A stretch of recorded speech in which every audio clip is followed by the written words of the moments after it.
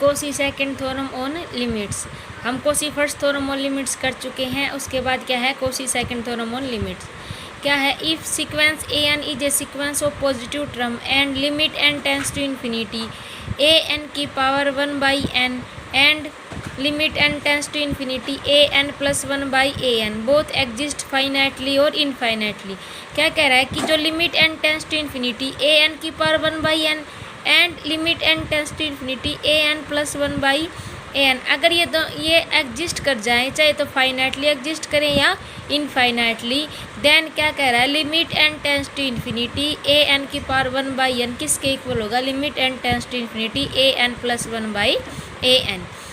इसका मतलब क्या हुआ, अगर हमें ये एक वैल्यू मिल जाती है उसकी हेल्प से हम दूसरे की वैल्यू निकाल सकते हैं। तो हमने डिस्कस किया, हमने लेट कर लिया limit N tends to infinity A N plus 1/an L के इक्वल है। हम इसको मान के चले हैं एल के इक्वल है। अब क्या दिखा देंगे, limit N tends to infinity A N की पावर 1/n भी किसके इक्वल है, एल के।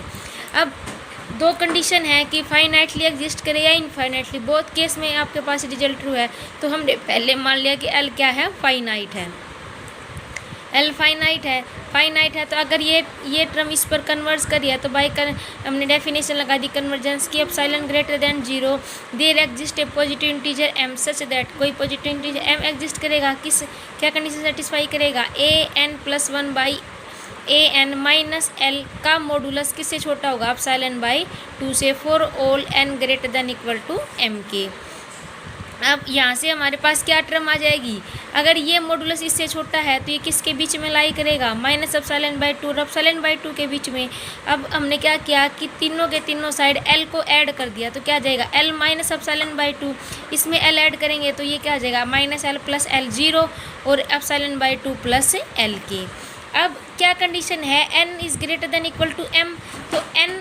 m से बड़े के लिए है, तो इसलिए हमने n ग्रेटर देन इक्वल है तो हमने n की वैल्यू m से स्टार्ट कर दी और कहाँ तक स्टार्ट कर दी, कहाँ तक स्टॉप कर दी, n-1 तक यहाँ पर पुट करते चले। तो क्या आ जाएगा, l माइनस एप्सिलॉन/2 लेस देन n की जगह m पुट किया तो m plus 1/m less than l plus एप्सिलॉन/2। फिर क्या आ जाएगा, n की जगह m प्लस 1 पुट करेंगे तो क्या आ जाएगा, m plus 2/am plus 1 and so on. Last में क्या आ जाएगा, अब बोलिए ना, लास्ट में हमने पुट किया n-1, तो am प्लस 1 था तो वहाँ पे क्या आ जाएगा, n अपॉन में an-1 less than l plus एप्सिलॉन/2। अब हम इन n-m जो टर्म है इनको क्या कर रहे हैं, एक दूसरे से मल्टीप्लाई कर रहे हैं। जब हम मल्टीप्लाई करेंगे तो क्या रिजल्ट आएगा, जब इसको इससे मल्टीप्लाई किया तो am प्लस 1 यहाँ और इससे ये am प्लस 1 कैंसिल। अब am प्लस 2 इससे जो नेक्स्ट टर्म है वहाँ से am plus 2 cancel and so on. तो क्या बचेगा, am तो नीचे बचेगा और ऊपर क्या टर्म आएगी आपके पास, ऊपर आ जाएगा आपके पास an। तो क्या आ जाएगा, an अपॉन में am, और ये आपके पास कितने टाइम था, l माइनस एप्सिलॉन/2 कितने टाइम था, n-m टाइम, तो इसकी भी पावर n-m और इसकी भी पावर n-m। अब हमने क्या किया, am को पूरी क्वांटिटी से क्या कर दिया, मल्टीप्लाई, तो am इंटू दिस, यहाँ से am से am कैंसिल हो जाएगा और यहाँ पर दिस क्वांटिटी इंटू में am। अब इसकी पूरे की पावर हमने क्या कर दी, 1/n, क्योंकि हमें limit n tends to infinity an की पावर 1/n की वैल्यू निकालनी है, इसलिए हमने पूरे की वैल्यू पावर क्या कर दी, 1/n। तो क्या आ जाएगा, am की पावर 1/n और यहाँ पे power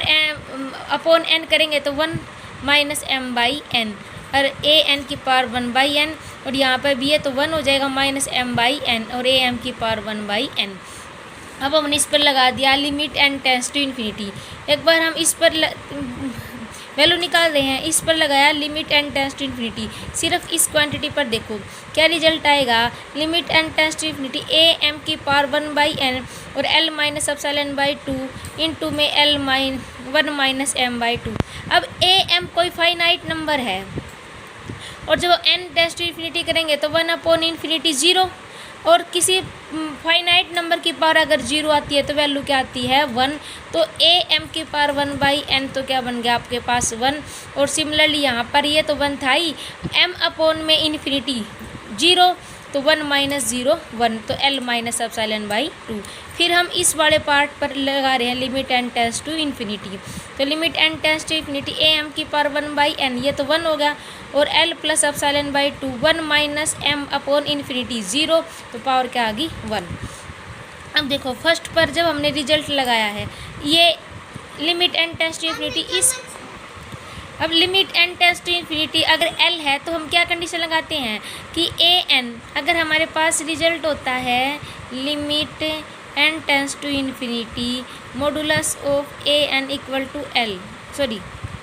limit n tends to infinity an अगर L है तो क्या डेफिनेशन होती है an माइनस L का मॉडुलस इज लेस देन, आपके पास जैसे एप्सिलॉन लिखे हैं epsilon by 2 for all n is greater than equal to m, ये कंडीशन होती है। तो सेम जो ये है ये हमारे पास अब इस पूरी क्वांटिटी के लिए थे ना, तो यहाँ पर भी इस क्वांटिटी माइनस जो आपके पास लिमिट आई है L माइनस एप्सिलॉन बाई 2 और अपॉन किससे लेस देन एप्सिलॉन बाई 2 से, for all n is greater than equal to में m1, क्योंकि यहाँ पे हमारे पास दो अलग अलग लेने पड़ेंगे, तो एक बार m1 ले लिया और एक बार सेकेंड के लिए क्या ले लिया m2।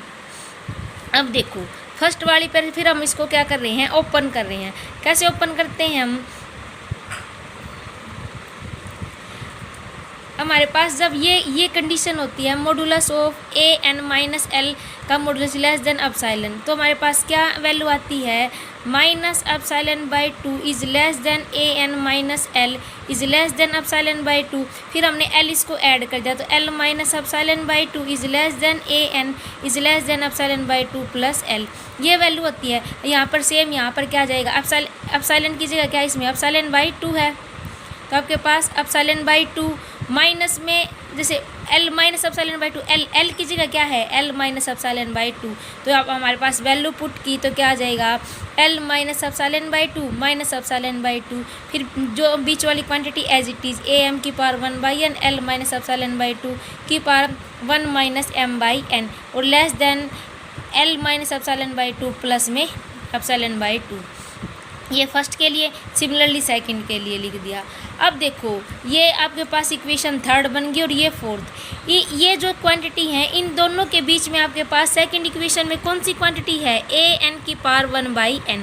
ये इससे छोटी है और ये इससे छोटी है, इसका मतलब इन दोनों के बीच में है, तो हमने इन दोनों की बजाय हमने वैल्यू कौन सी यूज़ कर ली an की पावर 1 बाई n, क्योंकि वो इन दोनों के बीच की। अब देखो L minus epsilon by 2 minus में अब आपके पास ये है L plus epsilon by 2 minus epsilon by 2, epsilon by 2 से एप्सिलॉन बाई 2 कैंसिल, और फिर यहाँ पर आपके पास क्या है L minus epsilon by 2 plus epsilon by 2, इससे ये कैंसिल। अब हम इसका हम ये यूज़ कर रहे हैं L minus epsilon by 2 minus epsilon by 2 minus epsilon by 2 minus epsilon by 2 क्या बन जाएगा L माइनस एप्सिलॉन, फिर ये क्वांटिटी इससे छोटी है और ये खुद किससे छोटी है आपके पास सेकंड इक्वेशन में an की पावर 1 बाई n से, तो हमने क्या किया बीच वाली टर्म को स्किप कर दिया, डायरेक्ट L माइनस एप्सिलॉन को किससे छोटा दिखा दिया an की पावर 1 बाई n। सिमिलरली फिर ये क्वांटिटी किससे छोटी थी L plus epsilon by 2 into में 1 माइनस एप्सिलॉन बाई 2 और इंटू में an की पावर 1 बाई n, ये टर्म, और ये टर्म खुद किससे छोटी है L plus epsilon by 2 plus epsilon by 2 से, ये तो बीच वाली टर्म को स्किप कर दिया, डायरेक्ट क्या लिख दिया L प्लस एप्सिलॉन,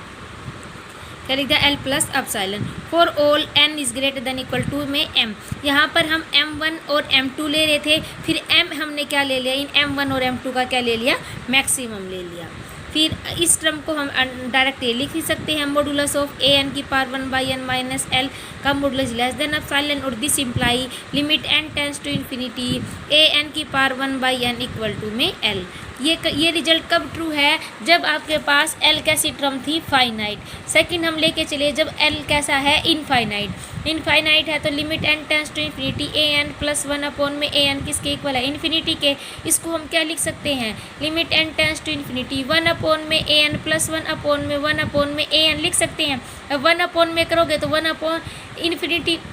भी किस में कन्वर्ट हो जाएगी 0 में। अब ये फाइनाइट टर्म बन गई ना, इसके लिए पहले वाला रिजल्ट क्या है ट्रू, तो अब हम इसके के भी से हमारे पास क्या आ गया limit n tends to infinity 1 upon an की पावर 1 बाई n किसके इक्वल आ गया 0 के। अब इसको हम क्या लिख सकते हैं, limit n tends to infinity 1 में ए एन की पावर 1/n किसके इक्वल आएगा, 0 के, और this imply limit n tends to infinity A N की पावर 1/n किसके इक्वल हो गया, इन्फिनिटी के। ये थी आपके पास Cauchy second theorem on limit. अब हम इससे रिलेटेड एग्जांपल्स करते हैं। हमें शो करना है limit n tends to infinity 2/1 3/2 4/3 and so on n/n की पावर 1/n किसके इक्वल है, l के। अब a n आपके पास ये है, हमें प्रूव करना है a n की पावर 1/n 1 के इक्वल है। Cauchy second theorem on limit लगाना चाह रहे हैं, तो हमने क्या निकाल लिया, a n + 1 निकाल लिया। तो n की जगह क्या लिख दिया, n + 1, तो क्या आ जाएगा 2/1 3/2 एंड सो ऑन। लास्ट वाली टर्म में क्या आ जाएगा, n + 1/n।